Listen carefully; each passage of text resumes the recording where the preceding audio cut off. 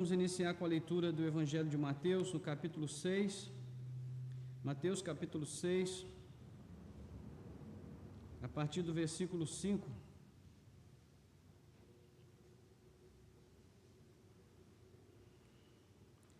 Diz assim a palavra do Senhor: E quando orarem, não sejam como os hipócritas, que gostam de orar em pé nas sinagogas e nos cantos das praças, para serem vistos pelos outros. Em verdade lhes digo que eles já receberam a sua recompensa. Mas ao orar, entre no seu quarto e, fechada a porta, ore ao seu Pai que está em secreto, e o seu Pai que vem em secreto lhe dará a recompensa.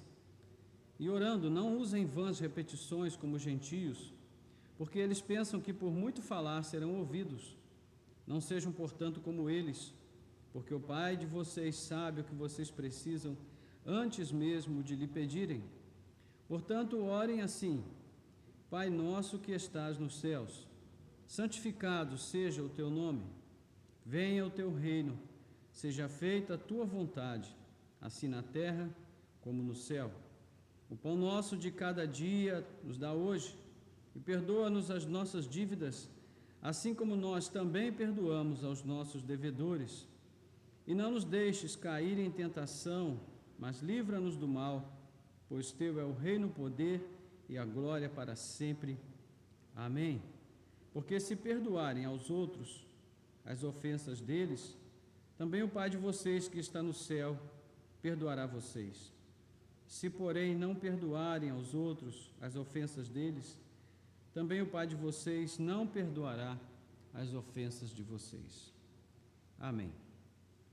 Bendito seja Deus. Vamos orar, nos pedir a direção do Senhor para esse momento.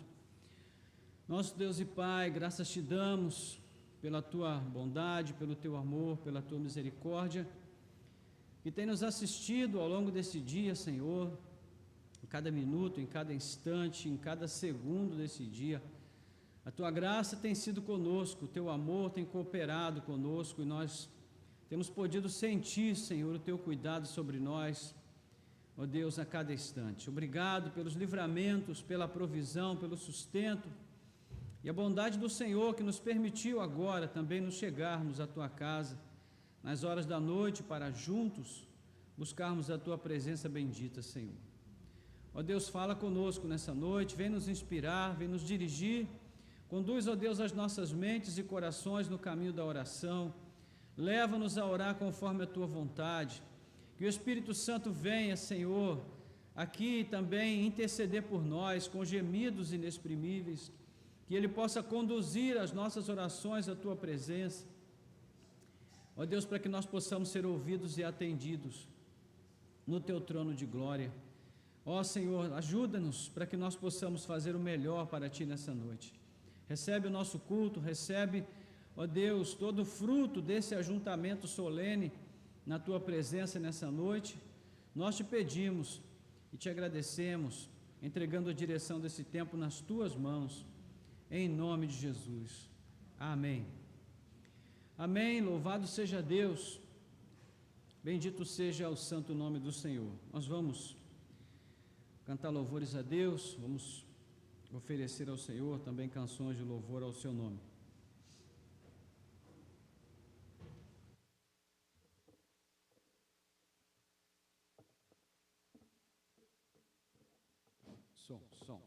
Som, teste, som.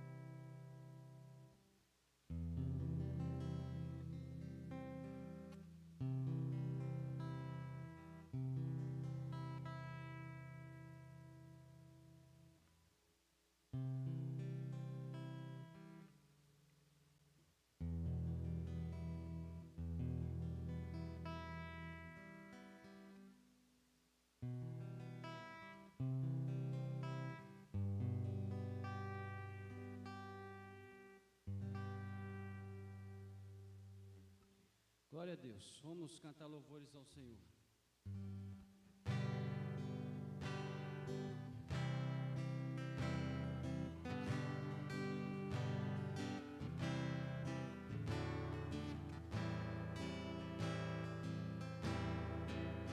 É teu povo aqui presente,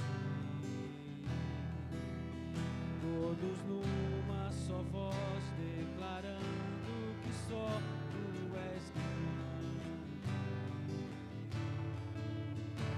exaltamos teu doce nome, pelo amor, pela cruz, por teu Filho Jesus, pois és santo, sim, és digno de louvor e de ser adorado. És bondoso, Pai querido, entre todas as coisas tu és verdadeiro, Senhor. É teu povo aqui presente, todos numa só voz declarando que só tu és grande, exaltamos teu doce nome, pelo amor, pela cruz, por teu Filho Jesus, pois és santo, sim, és digno de louvor e de ser adorado. És bondoso, Pai querido, dentre todas as coisas tu és verdadeiro, Senhor. Pois és santo, sim, és digno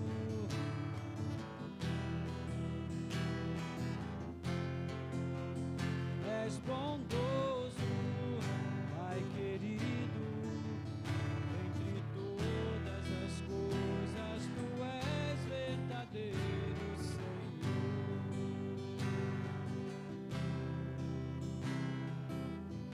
Sim, Senhor, nós te louvamos, nós te bendizemos. Acima de todas as coisas está o teu trono de glória, Senhor. E tu estás assentado neste trono para reger, Senhor, todas as coisas, como Deus soberano e Rei sobre toda a terra. O Senhor reina e governa soberanamente, aleluia. Nós entregamos as nossas vidas agora, Senhor, ao teu governo, ao teu controle, à tua direção, Senhor. Recebe o nosso louvor, pois és santo, sim, és digno de louvor e de ser adorado. És bondoso, Pai querido, entre todas as coisas tu és verdadeiro, Senhor.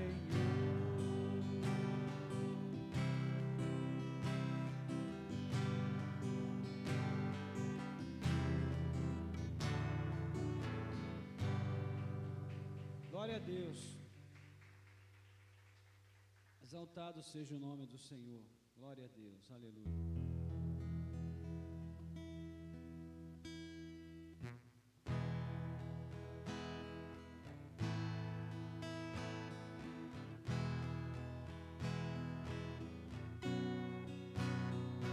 Jesus Cristo é o motivo da minha canção.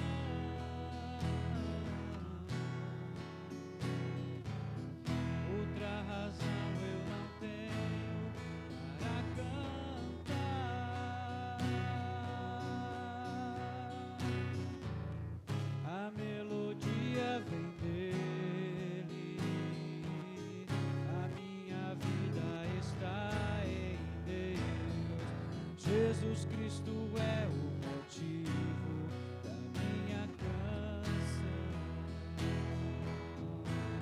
Jesus Cristo.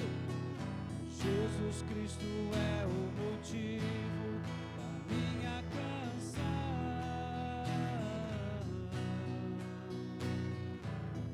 Outra razão eu não tenho para cantar. A melodia vem dele, a minha vida está em Deus. Jesus Cristo é o motivo da minha canção. Muitas razões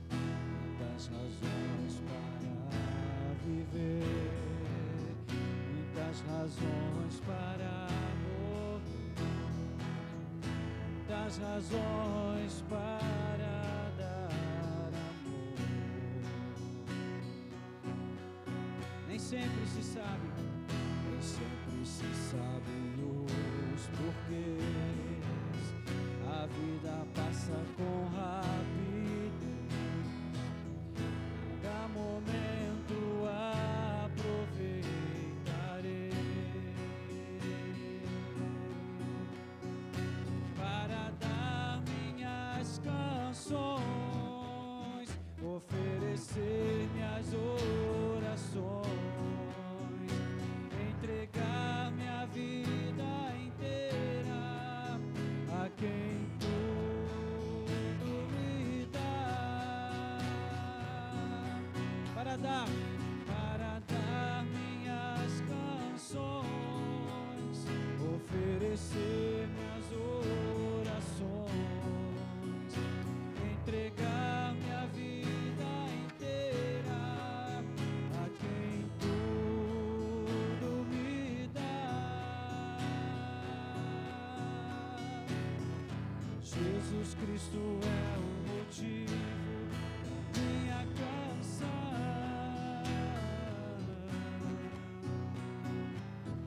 Outra razão eu não tenho para cantar. A melodia vem dele, a minha vida está em Deus. Jesus Cristo é o motivo da minha canção.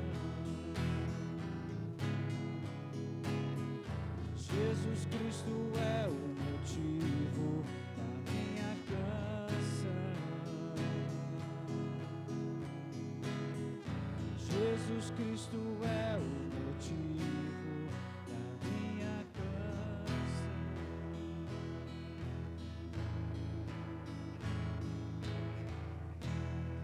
Glória a Deus. Aleluia, exaltado seja o santo nome do Senhor. Nós te adoramos, Senhor Jesus.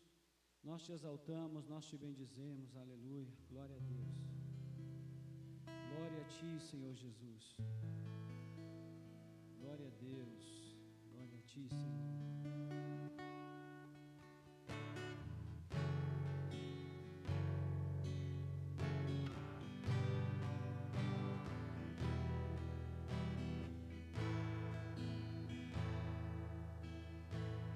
Se o sol se for e a noite chegar, tu és quem me guia.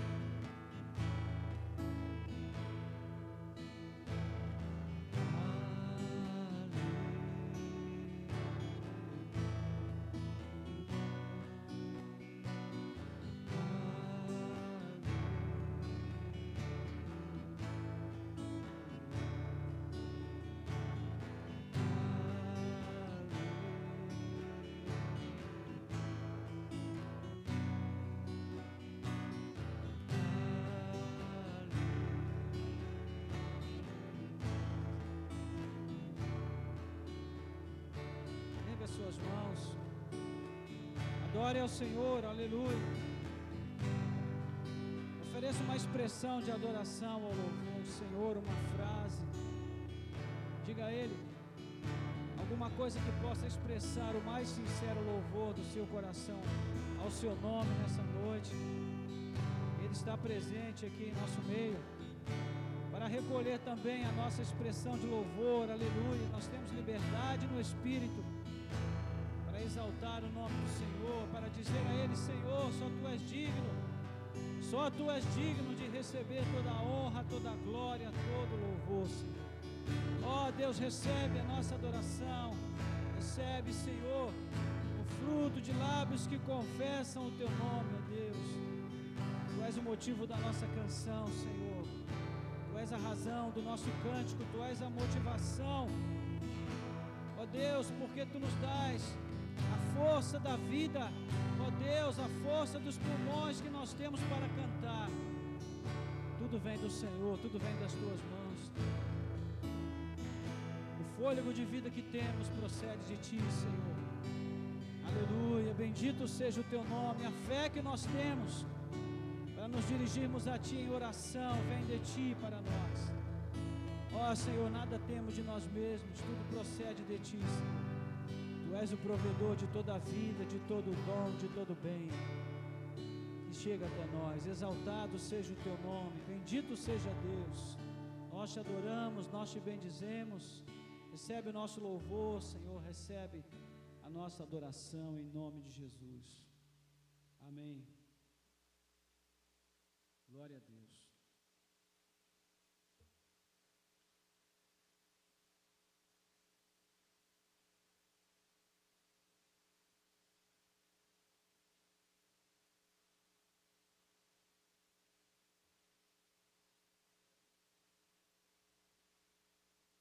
Tá?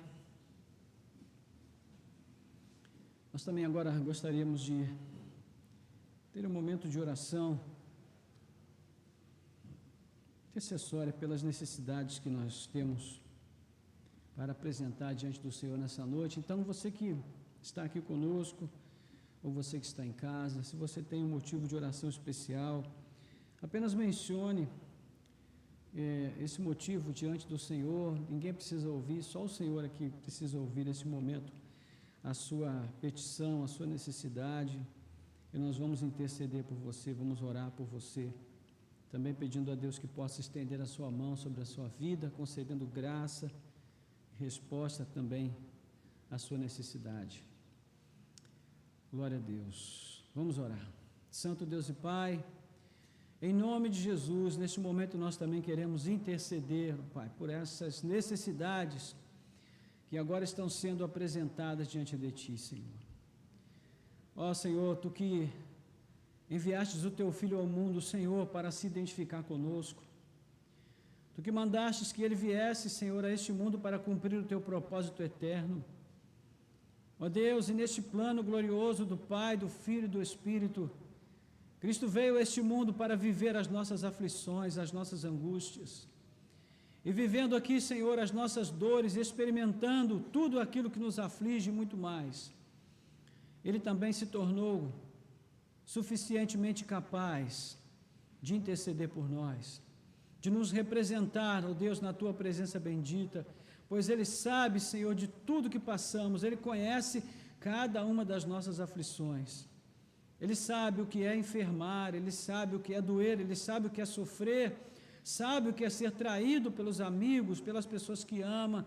Ele sabe o que é ser rejeitado, o que é ser desprezado, o que é ser humilhado. Ele sabe de todas estas aflições e angústias que nos afligem aqui, que trazem, ó Deus, tristeza e abatimento ao nosso coração, à nossa alma.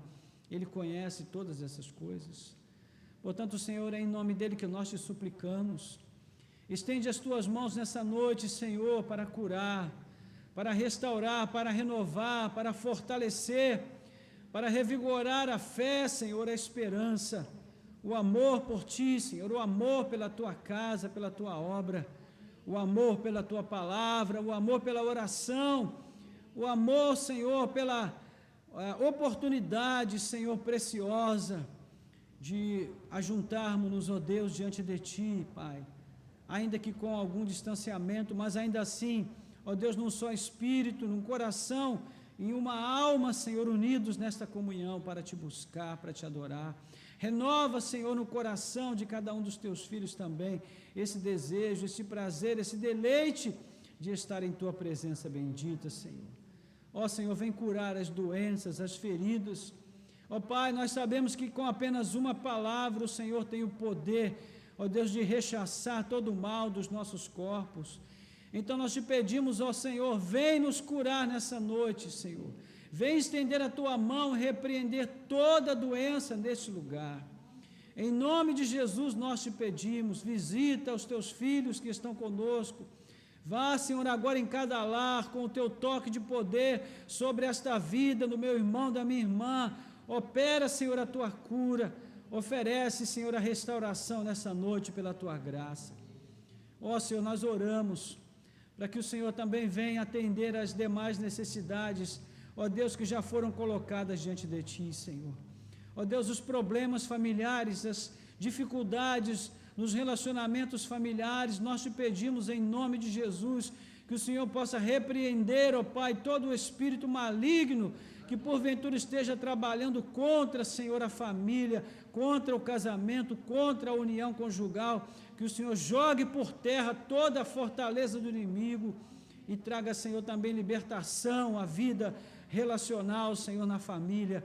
Nós te pedimos, ó Senhor, coloca a tua mão de poder agora e traz a tua paz, traz, Senhor, harmonia, traz bom entendimento, compreensão, diálogo, Senhor, traz humildade, Senhor, em nome de Jesus, a mansidão, que os frutos do teu Espírito também sejam derramados sobre cada lar e cada família.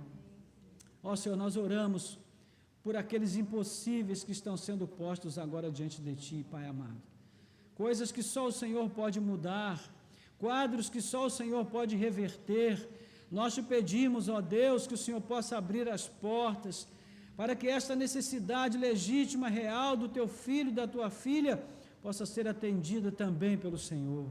Abençoa, Senhor, as questões na justiça, ó Pai, que tudo aquilo que é devido, Senhor, que é justo, que o teu filho ou a tua filha receba, porque, Senhor, é seu por direito, que o Senhor também venha liberar, que o Senhor abençoe para que também essas portas se abram. Em nome de Jesus, nós entregamos tudo isso nas tuas mãos e te pedimos, ó Deus, que todos os demais pedidos e necessidades sejam agora também, ó Deus, contemplados pela tua graça, pelo teu favor, pelo teu toque de poder, Senhor.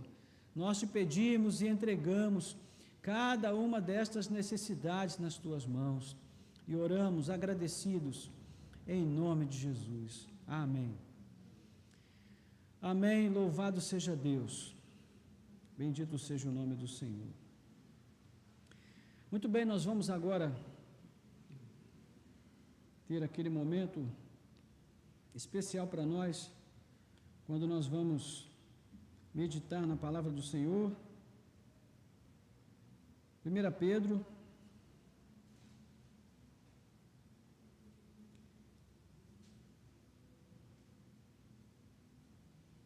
capítulo 3, de 1 a 7.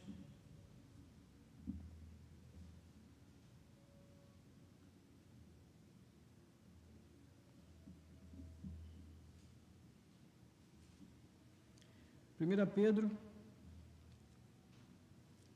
capítulo 3, do verso 1 ao verso 7.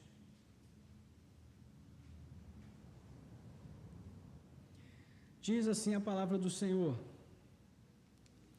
igualmente vocês, esposas, estejam sujeitas, cada uma a seu próprio marido, para que, se ele ainda não obedece à palavra, seja ganho sem palavra alguma, por meio da conduta de sua esposa, ao observar o comportamento honesto e cheio de temor que vocês têm. Que a beleza de vocês não seja exterior, como tranças nos cabelos, joias de ouro e vestidos finos, mas que ela esteja no ser interior, uma beleza permanente de um espírito manso e tranquilo, que é de grande valor diante de Deus. pois foi assim também que no passado costumavam se enfeitar as santas mulheres que esperavam em Deus, estando cada qual sujeita a seu próprio marido. Foi o que fez Sara, que obedeceu a Abraão, chamando-o de Senhor, da qual vocês se tornaram filhas, praticando bem e não temendo perturbação alguma. Maridos, vocês igualmente vivam a vida comum do lar com discernimento, dando honra à esposa por ser a parte mais frágil e por ser coerdeira da mesma graça da vida. Agindo assim, as orações de vocês não serão interrompidas. Amém. Oremos, pedindo a direção do Senhor para este momento, suplicando ao Senhor que fale conosco. Nosso Deus e Pai, mais uma vez nos dirigimos a Ti, Senhor, para suplicar também que o Senhor venha falar conosco através deste breve momento de reflexão na Tua Palavra. Senhor, toma-nos pelas mãos e agora conduz também as nossas vidas no caminho do entendimento. Abre, Senhor, os olhos do nosso entendimento para que nós possamos absorver a Tua Palavra tal qual ela foi proposta aqui nesse texto que nós acabamos de ler. Ó Deus, que nós possamos expor a Tua Palavra com integridade e acolher no coração com sinceridade, que ela possa cumprir, Senhor, o propósito para o qual ela foi escrita, na unção e na inspiração do Teu Espírito lá no passado, mas que ainda se mostra, Senhor, como um referencial para a vida de todos aqueles que creem em Ti, ó Deus, nos dias de hoje, e todos aqueles que vierem a crer em Ti no futuro, Senhor. Então nós Te pedimos, fala conosco, Senhor. Usa a minha vida, Pai, apesar de mim, como instrumento nas Tuas mãos, que o Senhor possa me dar a graça, ó Deus, capacidade, unção e também, Senhor, direção, para que nesse momento possa pregar a Tua palavra com temor e tremor, e que no coração de cada um dos meus irmãos e irmãs, esta palavra encontre lugar, encontre uma casa, encontre acolhida, encontre morada, e possa ali, Senhor, gerar os frutos próprios que o Senhor tem estabelecido também para nós. Oramos assim agradecidos, em nome de Jesus. Amém. Amém, louvado seja Deus. Glória ao nome do Senhor. Nós vamos caminhando agora pelo texto e nessa pequena jornada que nós vamos fazer, encontrar aqui um direcionamento da parte do Senhor para nós, à luz das Escrituras. Nestas últimas semanas nós temos pensado na vida cristã, à luz da primeira carta de Pedro, e há 2 semanas nós especificamos um tema, a partir do capítulo 2, principalmente, que é o cristão no mundo caído. Como o cristão deve responder às provocações da sociedade ao redor. Inclusive, é um excelente livro a esse respeito, muito antigo já, né, do falecido, saudoso John Stott, que é o cristão numa sociedade não cristã. Ele não trata desse assunto aqui especificamente, mas o título tem a ver com o título do livro, né? Então, para exemplificar, nós colocamos aqui vários tipos de provocação que o cristão sofre por parte do sistema ao seu redor, e nós já vimos, né, que essas provocações sempre existiram nas vidas das incontáveis gerações de cristãos ao longo dos anos, e elas existiram também no primeiro século. Então, essa é uma preocupação que levou o apóstolo Pedro também a escrever estas cartas, né, principalmente essa primeira carta. E daqui até o final, ele vai se dedicar a ensinar aos seus leitores sobre como eles devem lidar com essas provocações do mundo. Então, ele vai falar a várias classes de pessoas, né? Na semana passada nós vimos que ele, aliás, semana retrasada, nós vimos que ele fala primeiro ao geral, ao todo, né? Aos crentes como um todo. Depois ele vai falar aos servos, na relação que eles têm com os seus senhores. Primeiro, ele fala da relação do crente, de um modo geral, dos cristãos neste mundo, com o sistema político, principalmente. Nós vimos isso. Depois vimos como ele fala a respeito da relação dos servos com os seus senhores. E hoje nós vamos ver o que ele fala sobre as relações das esposas com seus maridos e dos maridos com as esposas. E sempre nessa perspectiva de como o cristão, nesse caso, como a mulher cristã, a esposa cristã e como o marido cristão devem ambos responder às provocações deste mundo. Então, essa é a nossa realidade de hoje, esse é o nosso texto de hoje, né? Vamos ver aqui um pouco sobre as relações conjugais à luz da ótica bíblica neotestamentária, através do texto de Pedro. Qual é o padrão, né, do cristão nas relações entre maridos e esposas? E é isso que nós vamos agora nos dedicar a ver. Então, primeiro momento aí, a primeira parte, versículos 1 e 2, ele vai dizer: igualmente vocês, esposas, estejam sujeitas, cada uma a seu próprio marido, para que, se ele ainda não obedece à palavra, seja ganho sem palavra alguma, por meio da conduta de sua esposa, a observar o comportamento honesto e cheio de temor que vocês têm. Lembremos, irmãos, uma vez mais, que o apóstolo Pedro está escrevendo a cristãos, ele não está escrevendo a descrentes.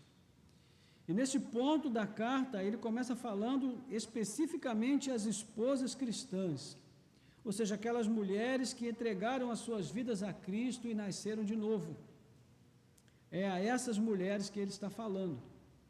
Então, de acordo com a nossa versão, Nova Almeida atualizada, ele inicia a sessão assim: igualmente vocês, esposas, estejam sujeitas cada uma a seu próprio marido. Igualmente, lembrando lá dos tempos da escola, é um advérbio de modo, né? Ele é um conectivo que quer dar continuidade a um pensamento que vinha sendo desenvolvido anteriormente no texto. Então, o que Pedro estabelece como regra de vida conjugal, né, para as mulheres, está sobre o mesmo princípio da regra destinada aos servos em relação aos seus senhores. Lá, a submissão dos servos aos senhores tem como base uma regra geral, que é aquela que nós vimos lá no capítulo 2, versículo 13. Por causa do Senhor, estejam sujeitos a toda a instituição humana. Essa é a regra geral. Então, por causa do Senhor Jesus Cristo, por causa do senhorio de Cristo sobre as suas vidas e da sujeição que vocês têm a este senhorio, então ele disse: servos, sejam submissos aos seus senhores. Igualmente, agora ele continua dizendo: vocês, esposas, por causa do Senhor Jesus Cristo, por causa da submissão que vocês têm ao senhorio de Cristo sobre as suas vidas, estejam cada uma de vocês sujeitas ao seu próprio marido. Todos nós, cristãos, nós sabemos que, de acordo com a própria ordem da criação, não é, existe um entendimento bíblico que estabelece o pressuposto da relação do marido com a sua esposa, colocando o marido como aquele que é responsável pela regência familiar, não é, segundo Deus estabeleceu. Nós vemos isto primeiro implicitamente na forma como Deus traz instruções e responsabilidades que são inerentes ao ser humano homem, lá em Gênesis 2, 15 a 17, antes até da criação da mulher. O Senhor dá ordens ao homem para que ele cuide do jardim, para que ele cultive o jardim. Depois o Senhor fala com ele que ele vai responder diante do Senhor, não é, se comer da árvore do conhecimento do bem e do mal. Depois ele vai dizer ainda no verso 20 que o homem deve dar nomes aos animais, e só depois é que ele vai criar a mulher, né? Então, implicitamente, Deus chamou o homem de uma forma específica para essa regência. Depois também, explicitamente, nós podemos ver, depois da queda, no capítulo 3, versículo 16, quando o Senhor diz: olha, o teu marido te governará. Não sabemos até que ponto a queda promoveu essa intensificação, não é, nessa regência do homem sobre a mulher, da perspectiva de Deus, porque não conseguimos entender isso claramente, porque o texto não desce detalhes, mas o fato é que isso está escrito lá, não é?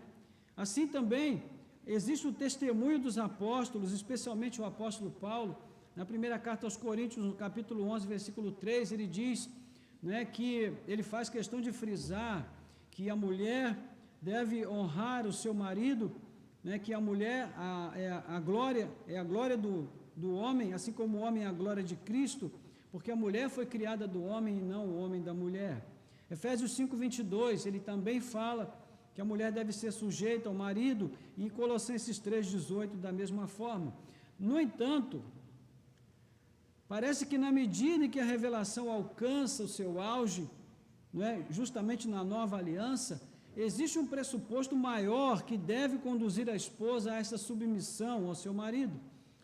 Então, o que é, de acordo com o texto, que pode determinar essa possibilidade de obediência das mulheres cristãs a esta ordenança bíblica? Não é? Será que é o convencimento do pastor? Será que é a coação por parte dos maridos, os maridos obrigarem a esposa a isso? Será que é a oferta de algum benefício em troca? Não, nada disso. A única coisa, de acordo com o texto, que pode levar a mulher cristã a obedecer esta ordenança bíblica é a sua submissão ao senhorio de Cristo. Sem este fundamento, essa coisa não funciona. Ou a mulher vai se submeter apenas porque é uma lei e ela tem medo de receber a punição porque a lei diz que ela deve fazer isso, ou ela vai se rebelar, não é? Porque ela entende que, de acordo com o contexto moderno e o conceito moderno da relação da mulher com seu marido, não é assim que ela deve agir. Agora, irmãos, sempre cabe ressaltar que essa regência atribuída aos maridos, ela não estabelece qualquer indício de superioridade do marido sobre a sua mulher. Ou seja, Deus nunca disse que o ser do homem é superior ao ser da mulher. Você não vai encontrar isso em nenhum lugar da Bíblia. E isso é muito importante que seja entendido, porque a questão em vista aqui é a questão de funcionalidade. E o que isso quer dizer? Quer dizer que aprove a Deus que quem deveria exercer a função de cabeça ou de liderança no contexto do lar é o homem. Foi a ele que Deus atribuiu essa função, não é? E aí o que a gente percebe? Que embora nós tenhamos tomado, né, o caminho de uma abordagem mais geral, né, desse assunto tratado aqui, a gente percebe que nesse momento o autor tem em mente um alvo específico, que é o quê? A esposa cujo marido ainda não é cristão. E quando a gente para pensar nisso, a gente percebe então que existe aqui, além de tudo, uma tensão pré-estabelecida no fato de que a esposa é cristã e o marido não. Ou seja, o desafio da submissão da esposa ao seu marido, então, aumenta consideravelmente. E por que aumenta? Porque no contexto cultural daquela época, cabia à esposa acompanhar o marido na sua fé. Ou seja, era dever da esposa, e Pedro não precisa explicar isso, porque todo mundo entendia que isso era o que devia ser feito, porque era o que valia na tradição cultural daquela época. A mulher é que deveria acompanhar o marido na sua religiosidade.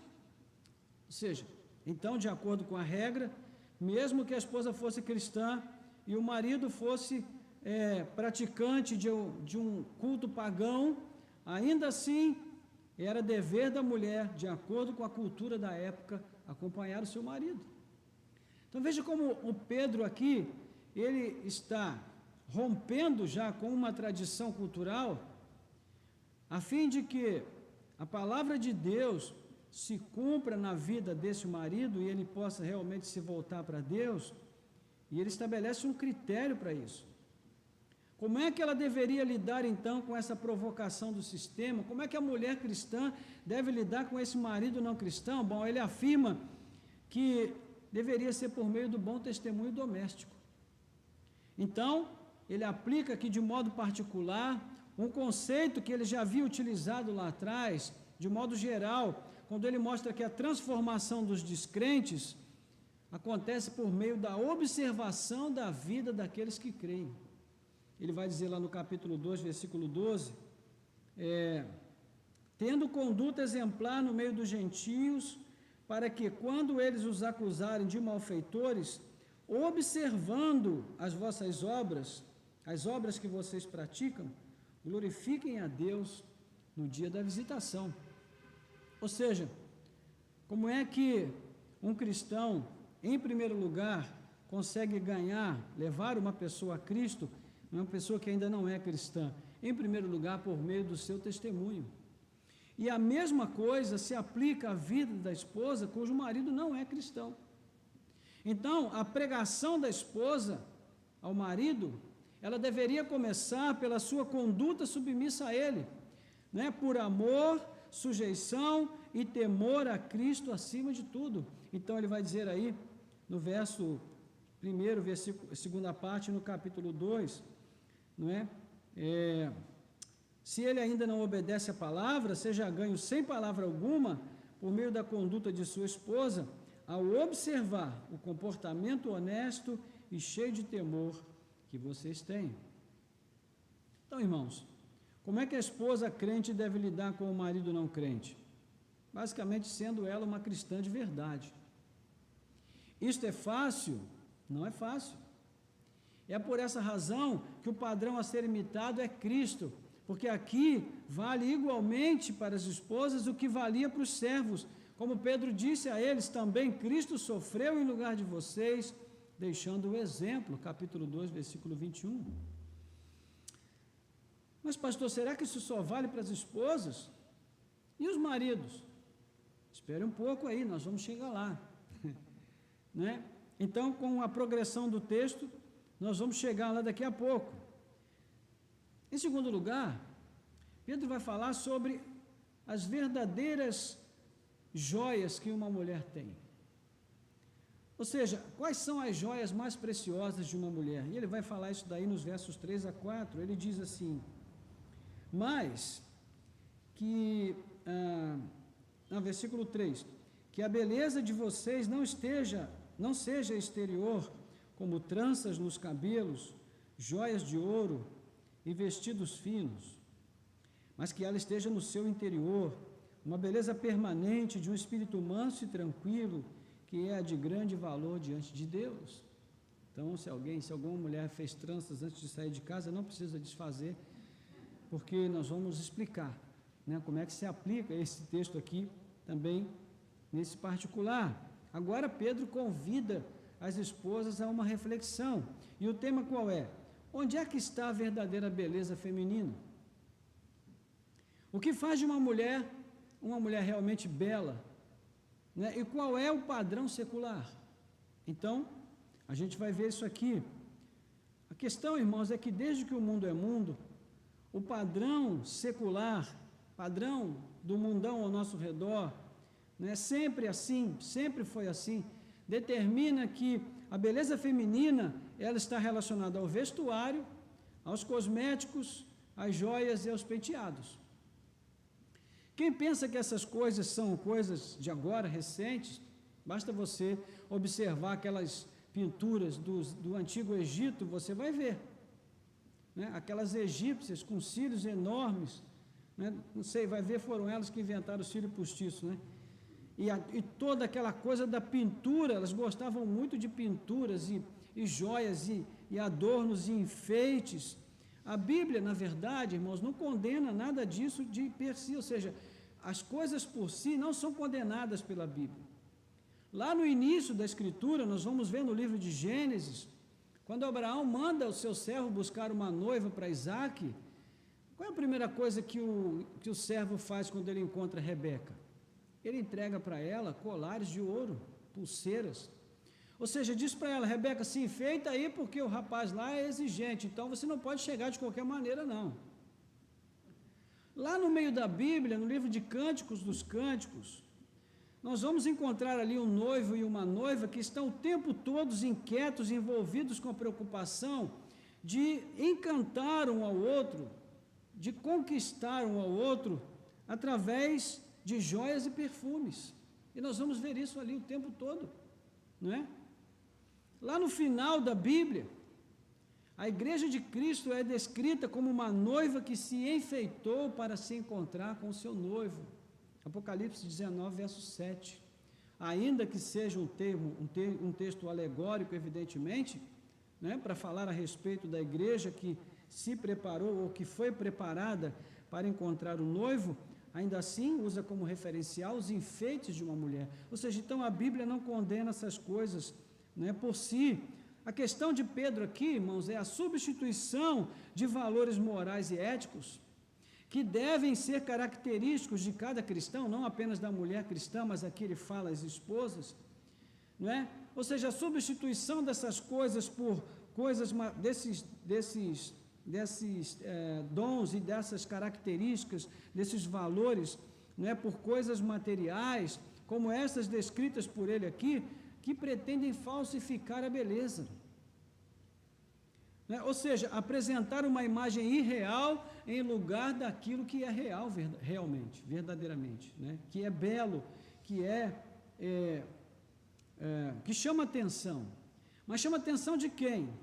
Bom, a gente vai ver aqui, né? De quem é que realmente essa beleza da mulher que Pedro está estabelecendo como padrão deve chamar a atenção? Mas ele mostra que, desse modo, a resposta cristã ao padrão do mundo, desse mundo que tenta disfarçar a feiura do pecado com bens materiais, com cores vibrantes e, sobretudo, né, com muita cosmética, o que responde a essa proposta enganosa é uma rica espiritualidade. É uma vida rica em devoção, em uma relação com Deus que seja real, que seja autêntica, que seja viva. E Pedro está falando a mulheres cristãs que são ricas, né? E que realmente seguiam as tendências da sociedade greco-romana, que desde daquele período, valorizava o estilo de vida voltado à ostentação. Se você fizer uma pesquisa aí nos livros de história, você vai ver que as mulheres daquela época já gostavam de se vestir muito bem, de usar joias e outros tipos de adereços, né? Então ele está dizendo o seguinte: irmãs, antes de vocês se preocuparem com o penteado, com as joias e as roupas, pensem no progresso da espiritualidade de vocês. É isso que contribuirá para a conversão dos seus maridos descrentes. A preocupação deve estar naquilo que tem valor para Deus. Então a mulher, antes de tudo, ela se enfeita para Deus. E Deus não quer joias. Deus quer um coração realmente dedicado a Ele, entregue a Ele, rendido a Ele. Deus não quer vestidos caros, o que Deus quer são vestes de justiça. São as vestes brancas que Cristo concedeu a cada cristão, é isso que Ele quer ver também nas mulheres. Então ele fala aqui no verso 4, não é? Mas que esteja no interior uma beleza permanente de um espírito manso e tranquilo, que é de grande valor diante de Deus. Essas coisas não têm valor na sociedade, elas não têm valor no contexto cultural que nós vivemos, elas têm grande valor diante de Deus. Então estas são as verdadeiras joias de uma esposa ou de qualquer pessoa que se chame pelo nome de Cristo. São esses bens que Pedro diz que são permanentes. Por que ele fala isso? Porque todas essas outras coisas têm um valor temporal, passageiro, porque isso tudo se acaba, ou o ladrão rouba, ou a gente perde, ou a gente morre e fica tudo para aí, né? E os filhos depois vão torrar tudo por qualquer dinheiro. Então, a questão é que Pedro, ele não está dizendo que a mulher não deve cuidar de si, muito pelo contrário. O que ele está dizendo é que ela deve, além da preocupação com a sua aparência física, além disso, e antes disso, né, acima de tudo, ela deve se preocupar em como está a sua alma, o seu coração, a sua vida diante de Deus. É isso, de acordo com Pedro, que vai realmente convencer o seu marido, né, de que ele também deveria entregar a sua vida a Cristo. E aí nos versículos 5 e 6, ele vai dar um exemplo, né? Novamente ele apresenta um exemplo. Antes ele dá o exemplo de Cristo, agora ele vai dar um exemplo bem mais próximo das pessoas a quem ele está escrevendo, né? e ele aqui reúne todos os aspectos que estão aí presentes no tema principal, mas há um elemento a mais sendo acrescentado aqui. Ele coloca, onde deve estar a esperança da esposa cristã, ou da mulher cristã? E o exemplo é dado na vida de mulheres santas que esperavam em Deus. Veja aí os versos 5 e 6. Pois foi assim também no passado, que costumavam se enfeitar as santas mulheres que esperavam em Deus, estando cada qual sujeita ao seu próprio marido. Foi o que fez Sara, que obedeceu a Abraão, chamando-o de Senhor, da qual vocês se tornaram filhas, praticando bem e não temendo perturbação alguma. Então, irmãos,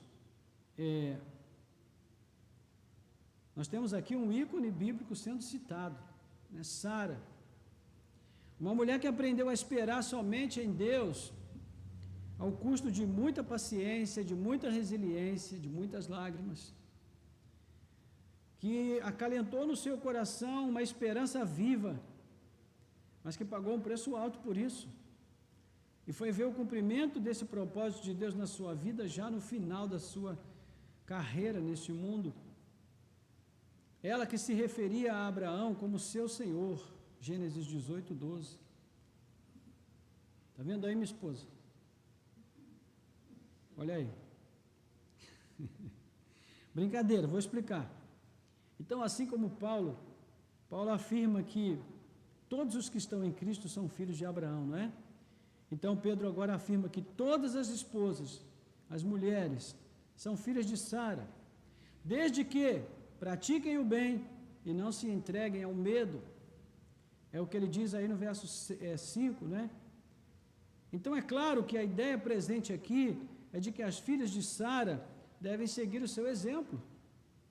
É claro, irmãos, que isso não significa, e falei brincando agora com a minha esposa, mas isso não significa que todas as esposas cristãs da época de Pedro e das épocas subsequentes deveriam chamar os seus esposos de Senhor, né?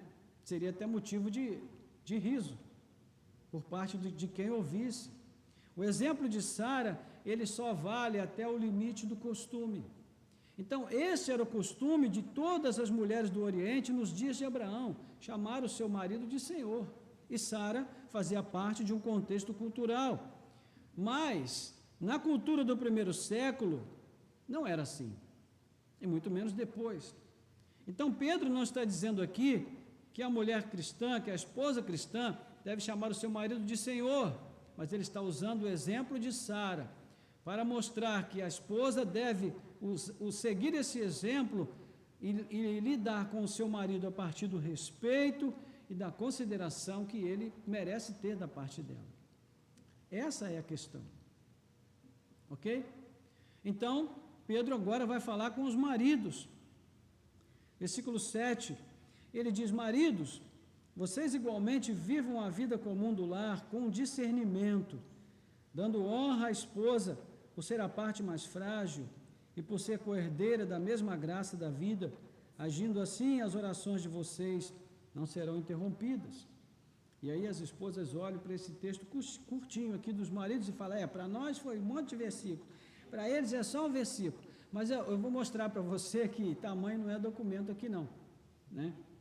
Veja que Pedro se dirige agora aos maridos cristãos, né? Porque como servos de Cristo, o que é que se espera desses maridos? Bom, o que se espera deles é que eles tenham uma condição mínima, não só de receber, mas também de cumprir o que aqui é determinado. Então, 3 coisas são prescritas aos maridos cristãos. Primeiro, que eles vivam a vida comum do lar com discernimento. Segundo, que eles deem honra às suas esposas. E terceiro, que eles levem em conta que elas são mais frágeis.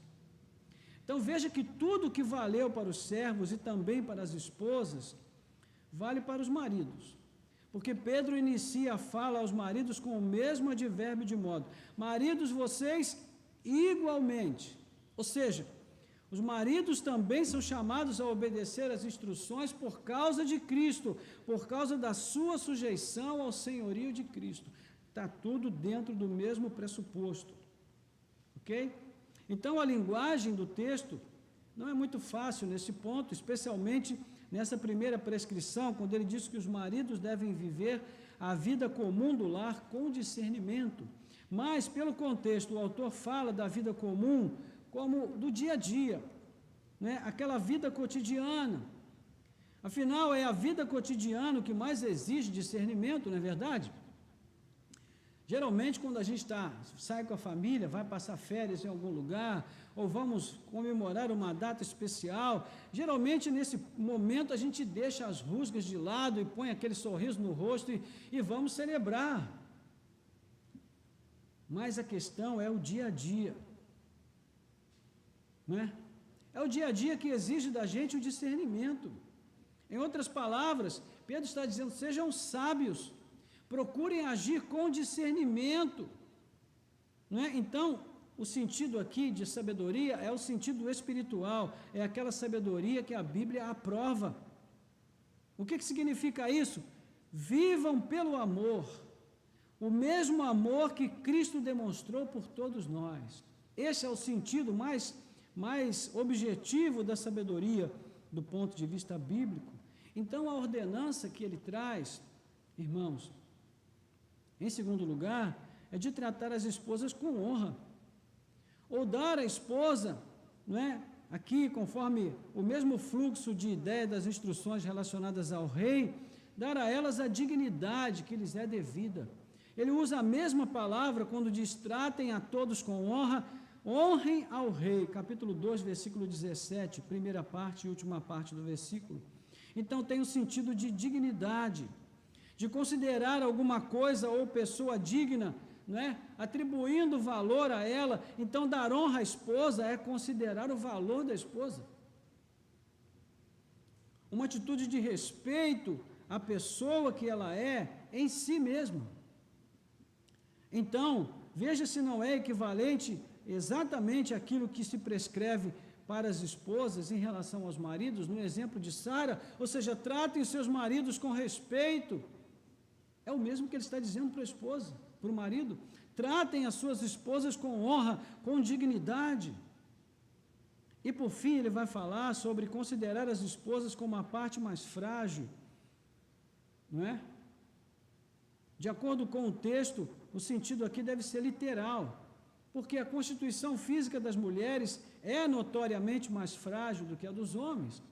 Se nós levarmos em conta o propósito para o qual Deus criou a ambos, é muito fácil compreender o porquê, não é? Agora, na atualidade, nós estamos sendo varridos por uma grande onda cultural de embrutecimento da figura feminina. E tem situações aí que você já não sabe mais se é ou se não é, não é? Então, é uma sociedade adoecida, porque tudo tem o objetivo de romper com o caráter cooperativo da criação especial de Deus, onde o homem, o ser masculino, deveria viver num estado constante de cooperação com o ser feminino e vice-versa. Mas o interesse dessa sociedade na qual nós vivemos é reverter esse processo, é romper com isso, e ao invés da cooperação, impor a competição do mundo evolutivo darwiniano. Ou seja, quem for mais forte sobrevive. Não é isso que a gente aprende na escola? Então, o fato é que ninguém vai conseguir mudar as coisas a ponto de elas deixarem de ser o que são.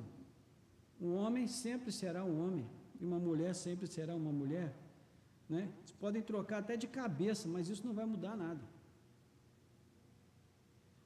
Agora, para além dessa questão física, é possível ver aqui também o aspecto do comportamento, né? Sendo a mulher a parte mais delicada em relação ao homem, é claro, isso é óbvio, a gente observa isso todo dia, né? Somente a gente parar um pouquinho para prestar atenção no comportamento, na forma de lidar com a realidade, a gente percebe isso.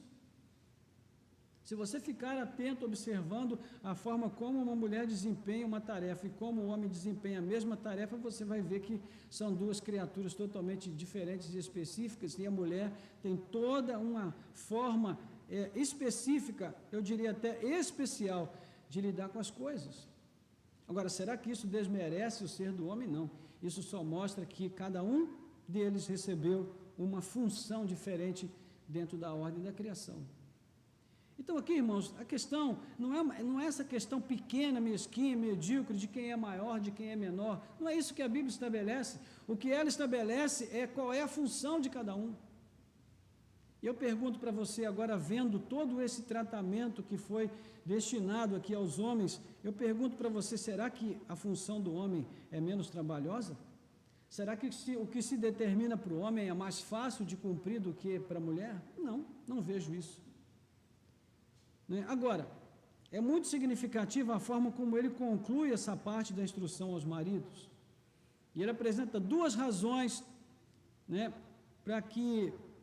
para essas prescrições que ele mostra aqui para os homens. A primeira razão é porque ambos, homem e mulher, marido e esposa, são herdeiros da mesma graça da vida. E a segunda razão é porque, caso o homem não obedeça a essas instruções, as orações deles, do casal, podem ser interrompidas. Então, vamos falar um pouquinho sobre isso e vamos concluir aqui. Primeiro, o autor nivela o casal em termos de valor e importância. Ele diz, olha, ambos são herdeiros da mesma graça da vida. Nos faz lembrar também das palavras de Paulo aos Gálatas, capítulo 3, versículo 28, quando ele diz, pois em Cristo não há homem nem mulher, porque todos são um em Cristo Jesus. Então, toda altivez, toda arrogância, toda prepotência humana, em qualquer nível de relacionamento, inclusive no nível conjugal, desmorona diante dessa verdade.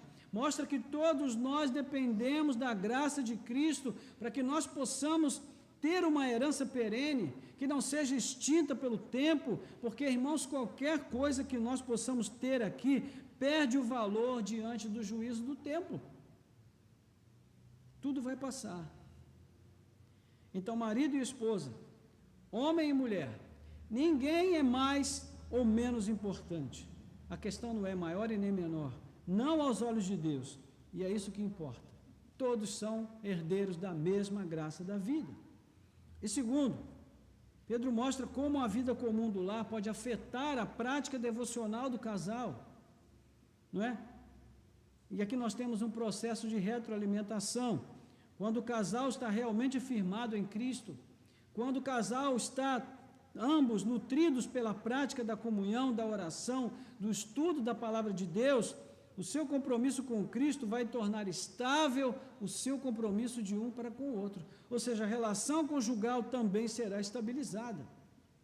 Consequentemente, as orações vão fluir naturalmente. Por quê? Porque não existe mágoa, não existe culpa para constranger a mente e interromper a devoção. Percebe? Agora, por outro lado, a sujeição a Cristo alimenta a devoção. A devoção, por sua vez, sustenta o bom relacionamento. O bom relacionamento aponta para Cristo e motiva a devoção, e assim sucessivamente, é moto contínuo, uma coisa está ligada à outra. Então, a santificação que nós recebemos de Cristo por meio do Espírito, ela pode ser observada, ela pode ser vista com os olhos físicos na conduta das esposas e dos maridos na vida comum do lar, não é? Existe também um padrão secular de conduta masculina? Sim. Na sociedade pós-moderna, e aqui já estou concluindo, via de regra, essa conduta padrão oscila entre dois extremos. A primeira parte desse, a ponta direita desse extremo, é o modelo do homem rude e violento. Aquele cara machão que cospe no chão, masca fumo de rolo, que tenta se impor pela força, pela intimidação, não é? E para estes existe a lei chamada Maria da Penha. Mas também existe a possibilidade de arrependimento sincero aos pés da cruz, não é? Agora, existe outro modelo de homem mais moderno agora, que é aquele homem mais fragilizado. Esse homem intimidado pela ideia de que ser bacana é abrir mão da sua masculinidade e abraçar outras possibilidades. É um modelo de pai que se omite porque essa sociedade doente e demagógica, ela impõe, né, que o homem entregue o seu papel de pai à sua esposa. Porque se ele disser qualquer coisa determinante, qualquer coisa que seja, que estabeleça uma regra, um princípio, que aparentemente todos devem cumprir, então ele é machão, ele é ditador, ele é machista, ele é chauvinista, ele é todos esses istas que o sistema nos ensina a acreditar. Então, irmãos, esta carta, ela vai apresentar outra proposta de homem, de marido. Pedro está dizendo, seja um marido cristão. Não seja nem um machão, não é violento, bravo, chefe, mas também não seja esse homem sensível aí, habilidosamente sensível. Não. Seja um homem que ora. Seja um homem que se rende a Cristo e que tenta imitá-lo todo dia, no contexto da vida cotidiana do lar. Seja um homem que opta pelo ofício sacerdotal doméstico. Um homem que intercede pela sua família, um homem que ajuda a sua esposa e os seus filhos a perceberem o valor da oração, da vida com Deus, um homem que leva a sua família ao caminho do Senhor, um homem bom, compreensivo, carinhoso, mas que seja firme nas suas convicções da Bíblia e que quando tiver que defender uma posição em nome de Cristo, ele sabe fazer isso com firmeza e ao mesmo tempo com singeleza. Não é? Porque ele está ali para defender o seu pequeno reino, e o seu pequeno reino é a sua casa, é a sua família. Então, irmãos, observe que tudo nessas instruções da carta, tanto às esposas quanto aos maridos, tem um pressuposto inegociável, que é o quê? A verdadeira conversão a Cristo. Então, só a mulher genuinamente cristã é capaz de seguir o caminho que Pedro propõe aqui.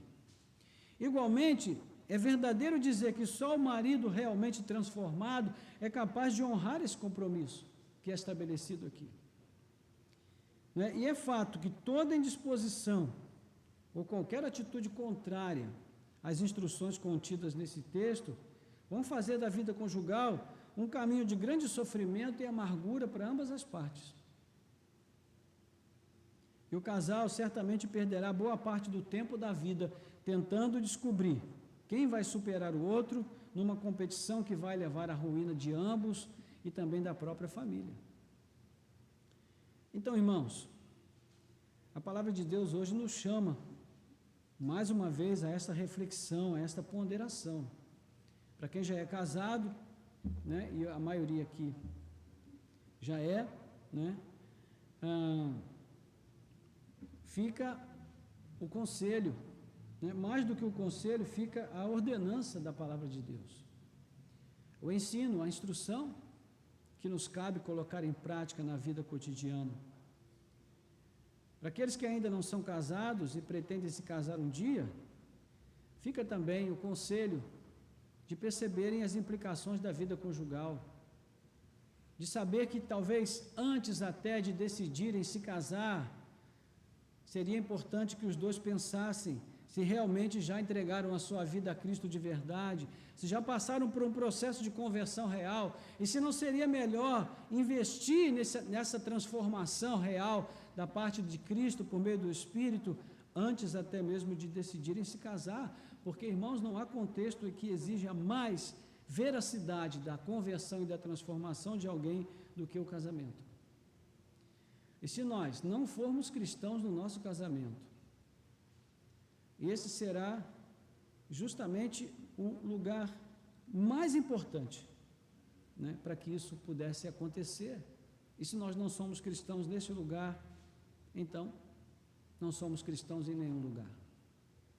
Apenas representamos um papel social, mas isso não nos levará a nada, a não ser o engano, o auto-engano, a frustração e a decepção. Então, eu gostaria agora de orar pelos maridos, pelas esposas, pelos casais, pela família, e pedir a Deus que nos ajude, irmãos, porque nós precisamos muito da ajuda do Espírito Santo para poder colocar em prática esses princípios. Na carne a gente não consegue. Na carne o que a gente consegue é darwinismo. Criacionismo a gente só consegue no Espírito. né? Então vamos pedir a Deus que nos ajude. Curva a sua cabeça, por favor. Santo Deus e Pai, em nome de Jesus, nós queremos te louvar, ó Deus, por esse tempo pequeno de instrução que a tua palavra tem trazido a cada um de nós.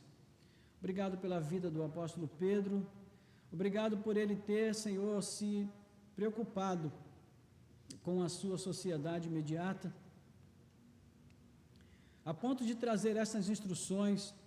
Nós sabemos que ele foi inspirado pelo teu Espírito, que ele não fez isso de si mesmo apenas, mas ele foi sensível à tua voz, ele ouviu a tua voz, e ele deixou essa herança para nós. Ó Deus, essa palavra de instrução que traz, ó Deus, para nós a devida medida que nós devemos considerar, tanto a esposa quanto o marido, nas relações conjugais, nas relações do casamento, da vida familiar. Senhor, o Senhor sabe o quanto é desafiador para nós viver o dia a dia, essas coisas básicas, Senhor, da vida cotidiana, que exigem de nós tanto amor, tanta graça, tanta compaixão, tanta solidariedade, tanto perdão, Senhor, tanta humildade. Então nós te pedimos nessa noite, em nome de Jesus, envia o teu Espírito sobre a vida de cada um de nós, que formamos casais, que formamos uma família. Ó Pai, traz a humildade, traz o quebrantamento. Senhor, se nós ainda não fomos realmente transformados pelo teu Espírito, Senhor, que o Senhor complete a tua obra de transformação nas nossas vidas nessa noite. Que o marido que ainda não é cristão possa, ó Deus, ser transformado pelo toque do teu Santo Espírito, para que a vida da minha irmã, que ainda, ó Deus, sofre com essa dificuldade, com essa diferença, com essa tensão dentro do seu lar, seja, Senhor, uma vida mais facilitada, uma vida mais pacificada, e ela possa ver o seu esposo se render aos teus pés de modo, Senhor, verdadeiro e real. E que assim a família viva em harmonia, viva em paz. Ó Deus, esteja firme na tua presença, e a tua graça possa, ó Deus, fazer com que este lar seja constituído um lar, ó Deus, onde há paz, alegria, verdadeira felicidade na vida conjugal. Nós oramos também, Senhor, pela esposa que não é cristã, cujo marido é cristão, porque aqui, Senhor, os princípios, as posições se invertem, mas os princípios são basicamente os mesmos. Que o Senhor possa também ajudar esse marido com paciência, com graça, com testemunho, e que essa esposa venha experimentar também uma obra de transformação do teu Espírito na sua vida, para que realmente transformada ela possa constituir com o seu marido, Senhor, ó Deus, um pequeno altar dentro do seu lar, e ali se ofereçam louvores, adoração, culto, celebração, orações, ó Deus, e nessa mutualidade da vida conjugal, que o teu nome seja glorificado também neste lar. Nós oramos pelos esposos, pelos maridos cristãos, que não têm conseguido, Senhor, fazer aquilo que a tua palavra nos tem instruído nessa noite, através dessa carta. Nós te pedimos, fortalece o teu filho, fortalece a tua filha, ajuda, Senhor, nesta caminhada. Ó Deus, traz as condições necessárias, aquilo que ainda falta no coração desse marido, Senhor, completa esta obra e capacita esse marido a ser, Senhor, este sacerdote em seu lar, este homem confiável, esta pessoa digna, decente, trabalhadora, responsável, comprometida assim com a verdade, com a retidão, ó Deus, com a integridade das coisas, mas também comprometido com o amor, com a compaixão, com a misericórdia, Senhor, com a docilidade necessária para tratar com a esposa e com os filhos. Em nome de Jesus nós te pedimos, Senhor, que esse marido não seja rude, que ele não seja, Senhor, esse homem, ó Pai, que a tua palavra rejeita, Senhor, por ser um ser totalmente instintivo, que vive para fazer a vontade da carne, mas que ele também não seja esse homem omisso, ó Deus, características muito próprias desse homem pós-moderno, esse homem que se omite, esse homem que se esconde e que joga sobre os ombros da sua esposa as responsabilidades que Deus colocou nos seus ombros. Ó Pai, que ele seja um homem cristão, que ele alcance o equilíbrio, Senhor, em relação a estas práticas necessárias, ao marido que faz a diferença no contexto familiar. Ajuda essa esposa que ainda está nessa luta de submissão ao seu marido, que o Senhor possa trazer graça, compreensão e atitude bíblica correta, ó Deus, ao seu coração. Nós te pedimos, ó Deus, e entregamos tudo isso nas tuas mãos, te louvando pela tua palavra, pelo ensinamento que ela traz para nós nessa noite. Nós te bendizemos em nome de Jesus. Amém. Amém. Louvado seja o nome do Senhor. Estamos chegando ao final do nosso culto. Os irmãos que estão em casa, queremos louvar a Deus pela sua vida, pelo fato de você ter permanecido conosco até agora. Que o Senhor te abençoe, te conceda graça, te sustente ao longo dessa noite, que você tenha um doce e suave sono, descanso, restauração da sua saúde, do seu bem-estar. E se Deus permitir, estaremos de volta aqui no próximo domingo pela manhã, a partir das 10 da manhã e à noite às 19 horas. Esteja conosco nessas oportunidades. Amanhã teremos o nosso cenáculo de oração a partir das 18h15. Se você puder estar conosco também no Instagram, estaremos juntos nesse momento também. Até o nosso próximo encontro, se o Senhor nos permitir. Fique na paz, receba o nosso abraço e que o Senhor te abençoe ricamente. Amém.